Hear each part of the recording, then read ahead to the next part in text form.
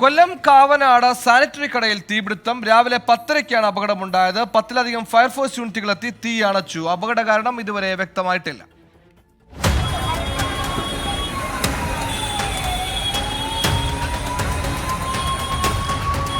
രാവിലെ 10:30-നാണ് കൊല്ലം കാവനാട് മണിയത്ത് ജംഗ്ഷനിലെ സാനിറ്ററി കടയ്ക്ക് തീപിടിച്ചത്. രാവിലെ കട തുറന്ന ഉടമ വിളക്ക് കൊളുത്തി മടങ്ങുന്നതിന് പിന്നാലെയാണ് അപകടം. ഇലക്ട്രിസിറ്റിയുടെ കംപ്ലീറ്റ് ഓഫ് ചെയ്തിരിക്കുകയായിരുന്നു. അത് അതിൽ നിന്നുള്ളതല്ല, ഇത് വിളക്കെത്തിച്ചിട്ട് പോയിരുന്നോ ഉണ്ടായിട്ടുണ്ടാവണമെന്നാണ് തോന്നുന്നത് എനിക്ക്. അതോ വേറെ ആരെങ്കിലും എന്തെങ്കിലും കൊണ്ട് ഇട്ടതാണോ എന്ന് ഞാൻ സംശയിക്കുന്നുണ്ട്. ലക്ഷക്കണക്കിന് രൂപയുടെ സാധനങ്ങളാണ് കടയ്ക്കുള്ളിൽ ഉണ്ടായിരുന്നത്. സാനിറ്ററി സാധനങ്ങളാണ് കത്തിനശിച്ചതിൽ അധികവും. 2 മണിക്കൂർ നീണ്ട ശ്രമത്തിനൊടുവിലാണ് തീ നിയന്ത്രണ വിധേയമാക്കിയത്.